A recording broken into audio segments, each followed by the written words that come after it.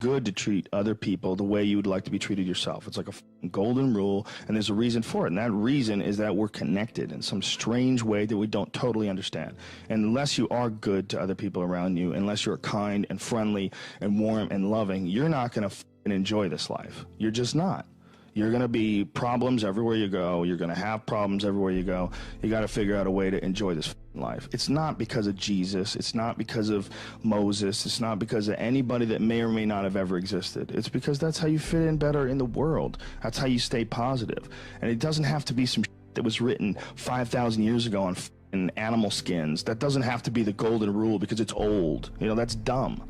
We need to figure out, like, now, today, what is, you know, the best way to live your life? What is the, you know, there's got to be ways where you can be putting forward the most positive energy. I mean, we know objectively what's causing pollution. We know objectively what's causing birth defects, and, you know, and we're taking in too much chemicals and not enough vitamins. We know objectively all this stuff. We know how to organize our world, and yet we don't do it. We know how to organize our health, and yet very few people do it. We know all these things. The right path to, like, being like a happy, healthy person is to do all the shit that we already know you're supposed to do. Take care of your body, take care of your health, take care of your mind, your stress, meditate, be kind to people. We all know that. I mean, you ask anybody, they know how to get by and to be the most evolved version of you that you can be. I mean, it's not like a magical checklist. If you talk to people about it, you said, okay, here you got a person, you want to improve them. What are the things you're going to do to them? Okay, well, if I was a life coach, the first thing I would say is this guy's got to get on a diet that makes him healthy. I don't mean a diet just to lose weight. I mean just healthy foods in your body. Many vegetables. Vegetables, a lot of good quality protein, a lot of water. Stop the sodas, stop the bullshit. Start working out your body and get a better sense of, like, how this machine feels when it's moving, it's flowing better, there's less tension in it, your mind feels like relaxed, and you enjoy every single moment of the day better. Step one, everybody knows that step, right? What's step two? Be cool to people. Be nice to as many people as you can. Smile at as many people as you can. Have them smile back at you. Tip well when you go to restaurants. Just do the most you can. Be as nice as you can, you know, and just still manage to not have people walk all over you. Just get through this life as nice as you can.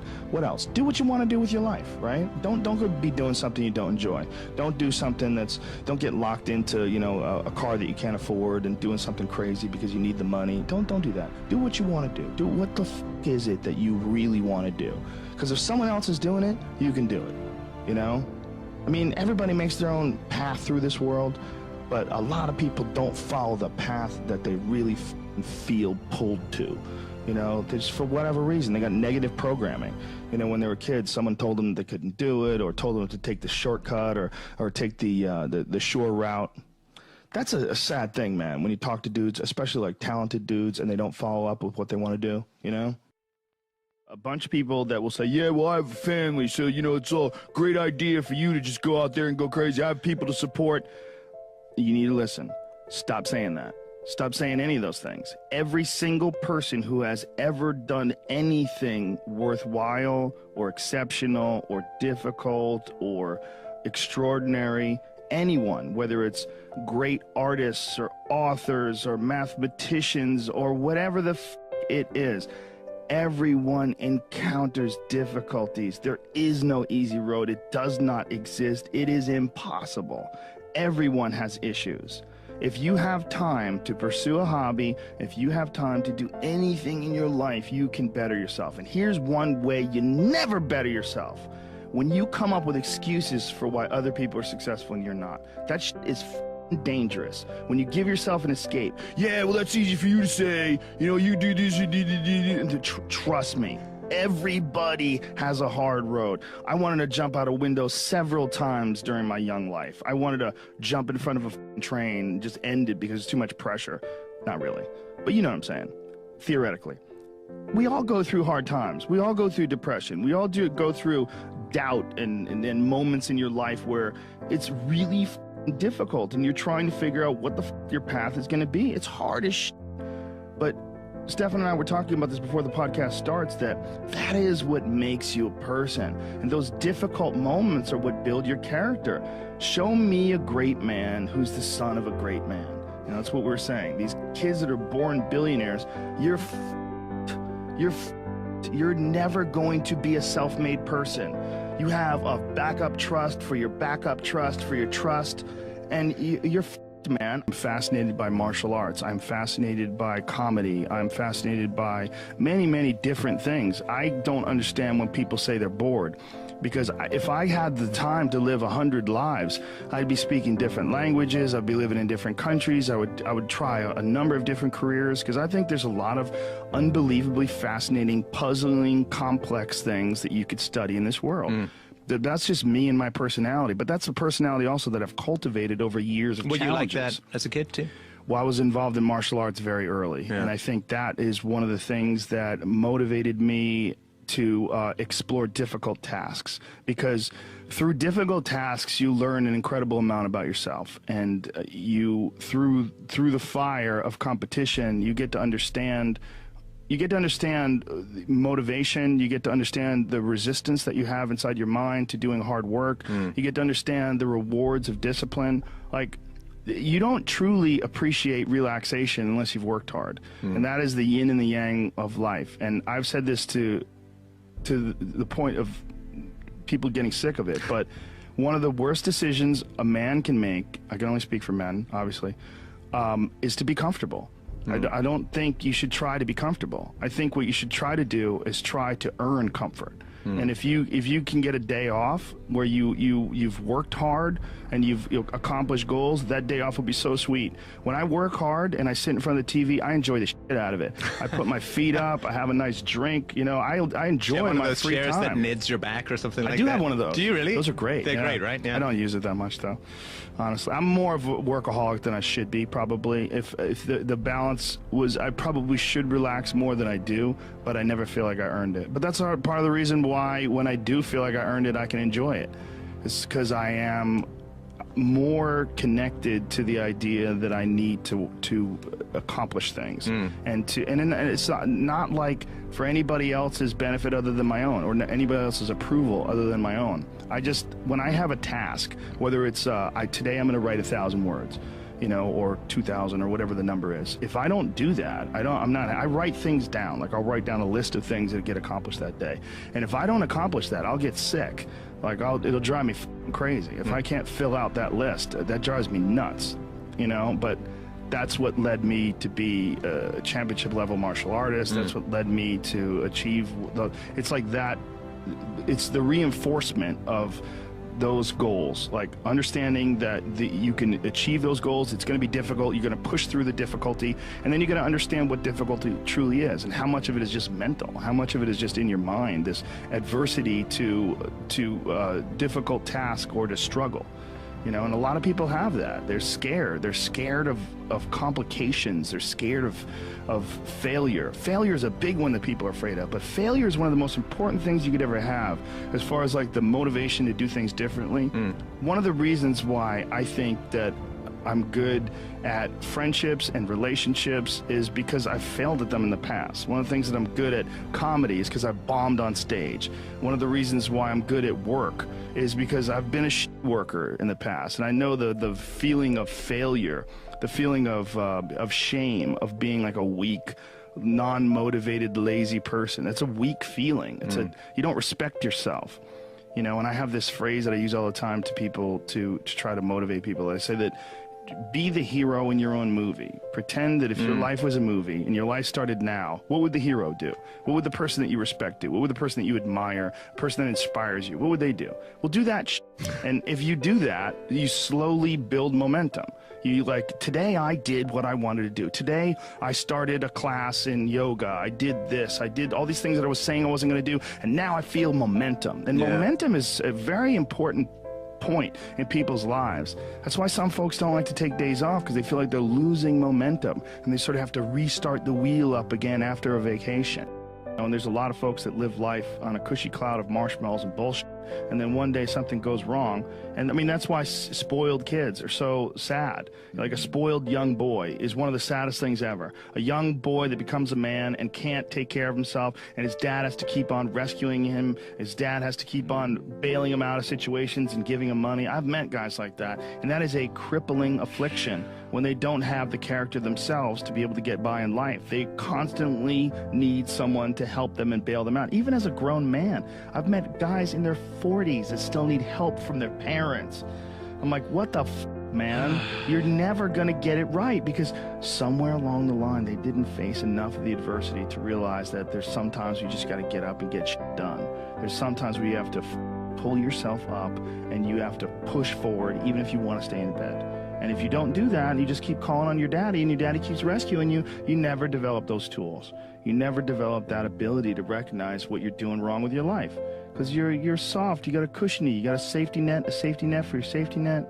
Say if you had like a 20-year-old and he's just a doper, where he wake and bakes and doesn't get anything done. He's just always like hanging out with his friends and playing video games, and he's just a loser. Yeah. I wish there was a way you could show someone like that. Like, I know that you're getting some comfort and satisfaction out of just laying around, doing nothing, eating, getting fat, but your life would feel better and richer if you had a goal, you chase that goal, you accomplish some things, and you would get this boost of confidence, you'd get this boost of self-esteem, like whatever it is that you're into doing. Maybe you're into drawing comic books, maybe you're into making pottery or sculptures, but find whatever the f that is and pursue that instead of doing nothing. Like, the people that are doing nothing, those are the real people. I mean, look, doing something might be as simple as like that Alex Honnold guy.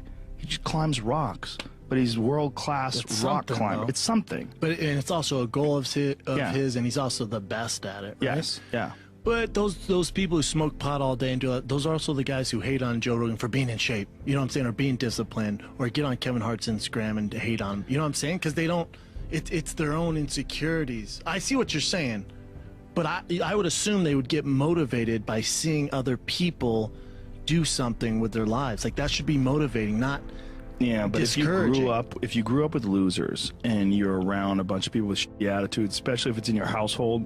I was very lucky that both my mom and my stepdad, they're the least hater people I've ever met in my life. They're just not haters in any way. Like, if someone's doing well, they're always like, wow, look at this guy, or like, wow, look at her, or wow, look at him. There was never any hate in my house in terms of other people's success. But if you grew up with a dad and your dad's like, yeah, all these rich assholes, he thinks she's a badass, and this, you know, there's people that look at other people's success, and instead of saying, wow, that guy did a lot of work. Like, the way, I'm a successful person, but the way I look at Kevin Hart, he exhausts me. You know, or The Rock, those guys exhaust me. I'm like, Jesus Christ, like, I feel lazy next to those guys. Like, they do so much. Like, those guys are so overbearingly ambitious, you know. But some people, they see that and they compare themselves and they don't like it, so they can start getting really and it's like a natural feeling to try to chip away at that person. The worst people that you know are the people that don't have a good self-judge, that everything they do is awesome. Those never grow anywhere. Right. I mean, that's a huge issue with comedy. When you run into people that have terrible comedy sets but think they did great. Like, we would always, Greg Fitzsimmons and I would always talk about that with like open micers. Like, there's people that hear phantom laughs, like they think they're doing great, and they have this delusional self-opinion where everything they do is awesome. They don't know why they're not successful already. They don't know why they're not famous. And those people, I believe, I mean, in some sort of a weird narcissistic way, you could look at it this way, that those people are there to teach you. This is the consequences of not feeling that awful feeling when you fail. I was talking to Burr a couple weeks ago. He did a set at the Comedy Store, and I saw part of it. It was he was killing. And then I ran into him in the hallway, and I go, oh man, main room show was great, right? And he goes, yeah, I f***ed up at the end though. I tried to hang in there too long, the last bit bombed. Like, he was just, it was rotten at him that the last bit, like, he goes, I f***ing hung in there too long. I should have got off with a bit before that. Yeah. You know, like, but, you know, when I was in there, he was f***ing killing, you know, but that wasn't in his mind. The success was not in his mind. What was like, okay, whatever that happened at the end, don't f***ing do that again. Right, You know? right. But that's why he's Bill Burr. That's Yeah. why he's really good. You're alone with your thoughts. You get an idea of what your thoughts actually are. If you live your life just acting constantly on the momentum of other people's expectations, of you wanting to be liked by these other people, you can run into a trap, and you set up a life that you didn't really want. You're trapped in this situation where you have a mortgage, you've got credit card bills, you got student loans you have to pay, you have a bunch of shit going on that you have to continue to feed. And all that, and especially if you have a family and you have to feed them, oh my goodness. Then you're fully locked in. You can't take any chances whatsoever. And oftentimes people make the mistake of getting stuck. And it is just a tactical mistake, just like it would be a mistake if you got stuck on a video game. Just like it would be a mistake if you followed a map incorrectly and you got stuck in the woods. Your life is certainly some sort of a journey. It's certainly some sort of a journey.